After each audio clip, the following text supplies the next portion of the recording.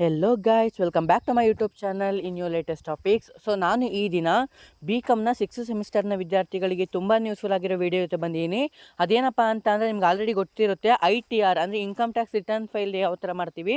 So ಅದರಲ್ಲಿ ನಮಗೆ ಒಕೇಶನಲಿ paper ಅಂತ ಹೇಳ್ಬಿಟ್ಟು 2 ಪೇಪರ್ನ ಕೊಟ್ಟಿದ್ದರು. ಸೊ ITR ಅಂದರೆ ನೋಡಿ, assessment of persons other than individuals and filing of ITRS. So ಇದೊಂದು ಮತ್ತು ಕಾಮರ್ಸ್ ಅಂತ ಕೊಟ್ಟಿದ್ದರು. ಸೊ ಈ ದಿನದ ವಿಡಿಯೋದಲ್ಲಿ ITRನ ಸಿಲೆಬಸ್ನ ತಿಳ್ಕೊಳ್ಳೋಣ, ಯಾವ ಥರ ಎಲ್ಲ ಇದೆ ಅವ್ರಿಗೆ, ಮತ್ತು ಯಾವ ಥರ ಇದು ಪ್ರಾಕ್ಟಿಕಲ್ಲ ಥಿಯರಿನ ಅನ್ನೋದನ್ನು ಸಂಪೂರ್ಣವಾಗಿ ತಿಳ್ಕೊಳ್ಳಿ ಅಂತ ಹೇಳ್ತಾ, ಸೊ ಈ ವಿಡಿಯೋನ ಎಲ್ಲೂ ಸ್ಕಿಪ್ ಮಾಡೋಕ್ಕೆ ಹೋಗಬೇಡಿ.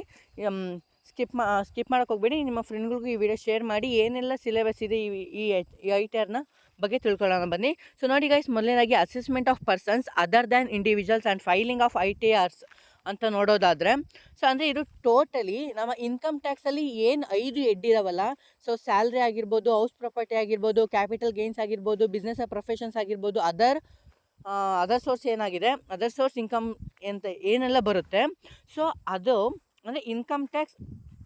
ಓಕೆನಾ, ಇನ್ಕಮ್ ಟ್ಯಾಕ್ಸೇ ಇಲ್ಲಿ ITR ಅಂತ ಬರೋದು. ಇಲ್ಲಿ ITR ಅಂದರೆ ಇನ್ಕಮ್ ಟ್ಯಾಕ್ಸ್ ರಿಟರ್ನ್ ಫೈಲ್ನ ಮಾಡೋದು ಯಾವ ರೀತಿ ಅನ್ನೋದನ್ನು ನಾವು ನೀಟಾಗಿ ತಿಳ್ಕೊತೀವಿ. ಇದು ಇದು ಪ್ರಾಕ್ಟಿಕಲ್ಲು ಜಸ್ಟ್ ನಮಗೆ 4 ಮಾರ್ಕ್ಸ್, 2 ಮಾರ್ಕ್ಸ್, 1 ಮಾರ್ಕ್ಸಿಗೆ ಥಿಯರಿ ಬರ್ಬೋದು ಅಂತ ಎಕ್ಸ್ಪೆಕ್ಟ್ ಮಾಡ್ಬೋದು. ಸೊ ನೋಡಿ ಗೈಸ್, ಮೊದಲನೇದಾಗಿ assessment of persons other than individuals and filing of ITRS. ಇದು ನಮಗೆ ಇದು MComಗೆ ಇರುವಂಥ ಸಿಲೆಬಸ್ಸು, ಅಂದರೆ ಸಬ್ಜೆಕ್ಟು. ಬಟ್ ನಮ್ಮ ತುಮಕೂರು ಯೂನಿವರ್ಸಿಟಿ ಈಗ ನಮ್ಗೆ ಇಂಪ್ಲಿಮೆಂಟ್ ಮಾಡಿದ್ದಾರೆ. ಸೊ ನೋಡಿ ಗೈಸ್, ಮೊದಲನೇದಾಗಿ ಸಿಲೆಬಸ್ಸಲ್ಲಿ ಸೊ ಮಾಡ್ಯೂಲ್ ನಂಬರ್ 1ನಲ್ಲಿ ಡಿಪ್ರಿಸಿಯೇಷನ್ ಆ್ಯಂಡ್ ಇನ್ವೆಸ್ಟ್ಮೆಂಟ್ ಅಲಯನ್ಸಸ್ ಅಂತ ಇದೆ. ಇದು ತುಂಬ ಚೆನ್ನಾಗಿದೆ. ಸೊ ಡಿಪ್ರಿಸಿಯೇಷನ್ನು ನೋಡಿ, introduction, meaning of depreciation, important points regarding depreciation, condition for allowances of depreciation, asset eligible for depreciation, important terms for computations of depreciation allowances, problems. So ಇದು almost all ಕಾಲೇಜ್ಗಳಲ್ಲಿ ಮಾಡಿದ್ದಾರೆ already. So ಹಾಗೆ continue ಆಗುತ್ತೆ. So next module number 2ನಲ್ಲಿ assessment of partnership firms. ಓಕೆನಾ, so partnership ಫರ್ಮ್ನ ನಾವು ಮಾಡಬೇಕು ಅಂತ ಅಂದರೆ ನಾವು ಇನ್ಕಮ್ ಟ್ಯಾಕ್ಸ್ನಲ್ಲಿ ಬಿಸ್ನೆಸ್ ಆರ್ ಪ್ರೊಫೆಷನ್ ಅಂತ ಏನು ಬರುತ್ತೆ ಹೆಡ್ಡು, ಅದನ್ನು ನೀಟಾಗಿ ಕಲ್ತಿರಬೇಕಾಗುತ್ತೆ. ನೋಡಿ ಗೈಸ್, ಏನೇನಿದೆ ಅಂತ ಅಸೆಸ್ಮೆಂಟ್ ಆಫ್ ಪಾರ್ಟ್ನರ್ಶಿಪ್ ಫರ್ಮಲ್ಲಿ ಏನಿದೆ ಅಂತ ನೋಡೋದಾದರೆ, definitions of partnership, firms of partners, assessment of firms, ಇದು ಸೆಕ್ಷನ್ನು 184 ಅಂತ ಹೇಳಿದ್ದಾರೆ. ಇದರಲ್ಲಿ ಇದರಲ್ಲಿ ಏನಿದೆ ಅಂದರೆ computations of firms business income, treatment of interest, commission, remuneration received by partners, ಇದು section 40B. So prescriptive taxation, ಇದು 444AD. Problems on computations of total income and tax liability of firms. ಇದರಲ್ಲಿ use available software package for computations of tax liability related to firm and channels. So ಇಷ್ಟು ಮೇಲೆ ನಮಗೆ problem ಇರುವಂಥದ್ದು. So ಇದರಲ್ಲೂ ಸಹ 4 ಮಾರ್ಕ್ಸಿಗೆ theory expect ಮಾಡ್ಬೋದು ನಾವು. So ಇನ್ನು ನೆಕ್ಸ್ಟ್ ನೋಡೋದಾದರೆ ಮಾಡ್ಯೂಲ್ ನಂಬರ್ 3ನಲ್ಲಿ assessment of company. So assessment of companies ಅಂತ ನೋಡೋದಾದರೆ ಏನೆಲ್ಲ ಬರುತ್ತೆ, ಸೊ ನೋಡಿ, ಇಂಟ್ರಡಕ್ಷನ್ನು, ಇದು meaning and definitions of a company, types of companies, under income tax ಆ್ಯಕ್ಟಲ್ಲಿ ಬರುವಂತಹ problems on computations of total income of companies. So ಇದರಲ್ಲಿ ಇನ್ಕ್ಲೂಡಿಂಗ್ ಮಿನಿಮಮ್ ಆಲ್ಟರ್ನೇಟ್ ಟ್ಯಾಕ್ಸ್, ಇದರಲ್ಲಿ 115JB. So application deduction under section 80IA, 80IB, 80IC, 80G, problems on ಪ್ರಾಬ್ಲಮ್ಸಲ್ಲಿ computations of tax liability, ಇದರಲ್ಲಿ use of software package, so QuickBooks and Electrocom.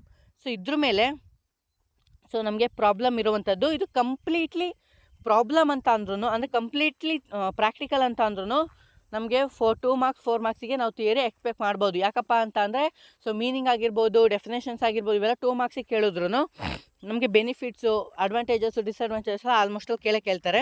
So ಇನ್ನು next module number 4ರಲ್ಲಿ ನೋಡಿ, tax under environment. Okay ನೋಡಿ, filing of income tax returns ITR. ಇಲ್ಲೇ ನಾವು ಮೇಜರಾಗಿ income ಟ್ಯಾಕ್ಸ್ನ ಯಾವ ಥರ filing ಮಾಡಬೇಕು ಅಂತ ನೀಟಾಗಿ ತಿಳ್ಕೊತೀವಿ. ಸೊ ನೋಡಿ, ಫೈಲಿಂಗ್ ಆಫ್ ಇನ್ಕಮ್ ಟ್ಯಾಕ್ಸ್ ರಿಟರ್ನ್ಸಲ್ಲಿ so types income tax return forms, ಇದರಲ್ಲಿ benefit of filing ITR. So next different sections of ITR returns ಏನೋ ಡಿಫ್ರೆಂಟ್ ಇದೆ. So next document required to filing ITR form. So 26AS significance returns, advance tax sections, tax deducted at sources, so TDS ಇದು ಸತಿ ನಾವು income tax ಓದಿದ್ವಲ್ಲ same ಅದೇ ಬರುತ್ತೆ.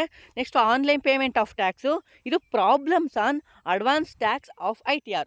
So ಇದ್ರ ಮೇಲೆ ನಮಗೆ ಪ್ರಾಬ್ಲಮ್ಸ್ ಇರುವಂಥದ್ದು. ಅಂದರೆ ಇನ್ಕಮ್ ಟ್ಯಾಕ್ಸ್ನ ಫೈಲಿಂಗ್ನ ಯಾವ ಥರ ಎಲ್ಲ ಮಾಡ್ತಾರೆ, ಏನೆಲ್ಲ ಪ್ರೊಸೀಜರ್ ಇರುವಂಥದ್ದು, ಯಾವ್ಯಾವ ಥರ ಮಾಡ್ತಾರೆ, ಅದರಲ್ಲಿ ಏನು ಟೈಪ್ಸ್ ಇದೆ ಅನ್ನೋದನ್ನು ಈ ಚಾಪ್ಟ್ರಲ್ಲಿ ನೀಟಾಗಿ ತಿಳ್ಕೊತೀವಿ. ಇನ್ನು last case law and amendment ಅಂತ ಇದೆ. ಸೊ ಕೇಸ್ ಲಾ ಅಂತ ಅಂದರೆ ಈಗಿನ ಸಿಚುವೇಶನ್ಗೆ ಅಥವಾ ಏನೋ ಒಂದು ಏನೋ ಒಂದು ಇಶ್ಯೂ ಆಗಿರೋದನ್ನ ಕೊಟ್ಟಿರ್ತಾರೆ, ಅದಕ್ಕೆ ನಾವು ಎಸ್ಸೆ ರೈಟಿಂಗ್ ಥರ ಕೇಸ್ ಸ್ಟಡಿನ ಬರೀಬೇಕಾಗಿರುತ್ತೆ. ಇದು ನಾವು 12 ಮಾರ್ಕ್ಸಿಗೆ ಒಂದು ಎಕ್ಸೆಪ್ಟ್ ಮಾಡ್ಬೋದು, ಇಲ್ಲ 4 ಮಾರ್ಕ್ಸಿಗೆ ಒಂದು ಎಕ್ಸೆಪ್ಟ್ ಮಾಡ್ಬೋದು. ಸೊ ಎಕ್ಸ್ಪೆಕ್ಟ್ ನಾವು ಮಾಡ್ಬೋದು. ಸೊ ಯಾಕಪ್ಪ ಅಂತ ಅಂದರೆ ಒಂದು ಕೇಸ್ ಸ್ಟಡಿನ ಕೊಟ್ಟಿರ್ತಾರೆ, ನೀವು ಓದಿರ್ಬೋದು ಸತಿ ಬಿಸ್ನೆಸ್ ರೆಗ್ಯುಲೇಟರಿ ಫ್ರೇಮ್ವರ್ಕ್ ಆಗಿರ್ಬೋದು. ಬಿಸ್ನೆಸ್ ರೆಗ್ಯುಲೇಟರಿ ಫ್ರೇಮ್ವರ್ಕಲ್ಲಿ ಆ್ಯಸ್ ಎ ಪ್ರಾಕ್ಟಿಕಲಾಗಿ ನೋಡಬೇಕು ಅಂದರೆ ಕೇಸ್ ಸ್ಟಡಿಗಳು ತುಂಬ ಇದ್ದೋ, ಒಂದು 100ರಿಂದ 150 ಕೇಸ್ ಸ್ಟಡಿಗಳೇ ಇದ್ದೋ. ಜಸ್ಟ್ ಅದನ್ನು ನಾವು ಅರ್ಥ ಮಾಡ್ಕೊಳ್ಳೋಕೆ ಮಾತ್ರ ಬುಕ್ಕಲ್ಲಿ ಪ್ರಿಂಟ್ ಮಾಡಿದರು. ಬಟ್ ಈ ಸತಿ ನಾವು ಬರೀಲೇಬೇಕು. ಇದರಲ್ಲಿ ಈ ಕೇಸ್ ಲಾ ಆ್ಯಂಡ್ ಅಮೆಂಡ್ಮೆಂಟಲ್ಲಿ ಏನಿದೆ ಅಂತ ನೋಡೋದಾದರೆ, introduction, recent amendment in filing of returns as per finance bill. Finance ಬಿಲ್ಲಲ್ಲಿ ಈಗ ರೀಸೆಂಟಾಗಿ ಏನೆಲ್ಲ ಅಮೆಂಡ್ಮೆಂಟ್ ಆಗಿದೆ ಫೈಲಿಂಗಲ್ಲಿ, ಸೊ ಅದನ್ನು ನಾವು ನೋಡ್ಕೊಬೇಕಾಗುತ್ತೆ. Recent case law for guidance. So ಏನಾದರೂ ಈ ಗೈಡ್ಲೈನ್ಸ್ಗಳಲ್ಲಿ ಈ ಇನ್ಕಮ್ ಟ್ಯಾಕ್ಸ್ ಫೈಲಿಂಗ್ ಮಾಡೋದ್ರಲ್ಲಿ ಗೈಡ್ಲೈನ್ಸಲ್ಲಿ ಏನಾದ್ರು ಚೇಂಜಸ್ ಆಗಿದೆಯಾ, ಸೊ ಅಥವಾ ಏನಾದರೂ ಲಾಗಳನ್ನ ಆ್ಯಡಪ್ ಮಾಡಿದಾರಾ ಇಲ್ಲ ಡಿಡಕ್ಟ್ ಮಾಡಿದಾರಾ, ಅದು ನೋಡ್ಕೊಬೇಕಾಗುತ್ತೆ. Next depute the student at least 2 weeks to any audit firm to learn practically the filing of returns of various kinds of assets like individual, firm and company. ಅಂದರೆ 2 weeks ಆಡಿಟ್ನ ಅದೇನು learn ಮಾಡಬೇಕು ಅಂತ ಹೇಳಿದ್ದಾರೆ. So ಇದ್ರ ಮೇಲೆ ನಾವು ಇದನ್ನು ನೋಡ್ಕೊಬೋದು, ನಮಗೆ ಅರ್ಥ ಆಗುತ್ತೆ. So next skill. ಓಕೆ, ಇದು 5 ಚಾಪ್ಟರ್ದ ITR ಅಂತ ಏನು ಬರುತ್ತಲ್ಲ, ಸೊ ಈಗ ಏನು ಪೇಪರ್ ಇದೆಯಲ್ಲ ಇದ್ರ ಬಗ್ಗೆ ಸಂಬಂಧಪಟ್ಟಂತೆ. ಇನ್ನು ಸ್ಕಿಲ್ ಡೆವಲಪ್ಮೆಂಟ್ ಅಂತ ಹೇಳ್ಬಿಟ್ಟು ಇಲ್ಲಿದೆ, ಜಸ್ಟ್ ಒಂದು ಸ್ಕ್ರೀನ್ಶಾಟ್ ತೊಗೊಳಂಗಿರೋದು ತೊಗೊಳ್ಳಿ. ಸೊ ನಿಮಗೆ ತುಂಬ ಯೂಸ್ಫುಲ್ ಆಗಿರುತ್ತೆ. ಸೊ ಮತ್ತು ಯಾವ ಬುಕ್ನ ರೆಫರ್ ಮಾಡಬೇಕು ಅನ್ನೋದನ್ನು ಇಲ್ಲಿ ನಮಗೆ ಮೆನ್ಷನ್ ಮಾಡಿದ್ದಾರೆ ನೋಡಿ. ಈ ಬುಕ್ಗಳನ್ನ ನೀವು ಒಂದ್ಸತಿ ಸ್ಕ್ರೀನ್ಶಾಟ್ ಮಾಡಿಕೊಂಡು ಯಾವ ಬುಕ್ನ ನೀವು ರೆಫರ್ ಮಾಡ್ಬೋದು ಅನ್ನೋದನ್ನು ಸಹ ಅವರೇನೆ ರೆಫರೆನ್ಸ್ ಕೊಟ್ಟಿರೋದ್ರಿಂದ ನಿಮಗೆ ತುಂಬಾ ಯೂಸ್ಫುಲ್ ಆಗುತ್ತೆ. ಸೊ ಇಷ್ಟು ಈ ಏನಿದೆ assessment of persons other than individuals and filings of ITRs. So ಇದು ಈ ದಿನದ ಸಂಪೂರ್ಣವಾದ ವಿಡಿಯೋ. ಇದು ತುಮಕೂರು ಯೂನಿವರ್ಸಿಟಿಗೆ ಸಂಬಂಧಪಟ್ಟಂಥ ವಿಡಿಯೋ. ಸೊ ಸಂಬಂಧಪಟ್ಟಂತಂದರೆ ITR ಸಿಲೆಬಸ್ ಏನಿದೆ ಅದನ್ನ ನಿಮಗೆ ರಿವ್ಯೂ ಮಾಡಿಕೊಟ್ಟಿದ್ದೀನಿ. ಸೊ ನಿಮಗೆ ಮತ್ತು ITR ಮುಂದೆ ಯಾಗೆಲ್ಲ ಯೂಸ್ ಆಗುತ್ತೆ ಅಂತ ಅಂದರೆ, ನಾವು ಅಕೌಂಟೆಂಟ್ ಆದರೆ ನಾವು ಕಾಮರ್ಸೇ ತೊಗೊಬೋದಾಗಿತ್ತು. ಸೊ ಅದು ನೆಕ್ಸ್ಟು ವೀಡಿಯೋದಲ್ಲಿ ಬರುತ್ತೆ. ಏನಪ್ಪ ಅಂತ ಅಂದರೆ ಸಿಲೆಬಸ್ ಯಾವ ಥರ ಇದೆ, ಏನೆಲ್ಲ ಇರುತ್ತೆ ಅಂತ. ಬಟ್ ಅದು ಪ್ಯೂರ್ ಥಿಯರಿ. ಬಟ್ ಇದು ITR ನಾವು ಮುಂದೊಂದು ದಿನ ಯಾವುದಾರ ಒಂದು ಕಂಪ್ನೀಲಿ ಏನಾದರೂ ನಾವು ಅಕೌಂಟೆಂಟ್ಗಳಾದರೆ ಸೊ ಇದು ನಮಗೆ ತುಂಬಾ ಯೂಸ್ಫುಲ್ ಆಗಿರುತ್ತೆ. ಸರಿ ನಾವು 5th ಸೆಮ್ಮಲ್ಲಿ GST ಕಲ್ತ್ಕೊಂಡು, ಸೊ ಅದು ಸಹ ತುಂಬಾ ಯೂಸ್ಫುಲ್ ಆಗುತ್ತೆ. ಮರೆಯೋಕ್ಕೆ ಹೋಗ್ಬಿಡಿ ಅಂತ ಹೇಳ್ತಾ, ಸೊ ನೆಕ್ಸ್ಟ್ ವೀಡಿಯೋದಲ್ಲಿ ಏನು ಕಾಮರ್ಸ್ ಏನಿದೆ ಅದ್ರ ಬಗ್ಗೆ ತಿಳಿಸ್ಕೊಡ್ತೀನಿ ಅಂತ ಹೇಳ್ತಾ, thank you guys, bye, see you, ಮತ್ತೊಂದು ವೇಳೆ ಸಿಗುವ.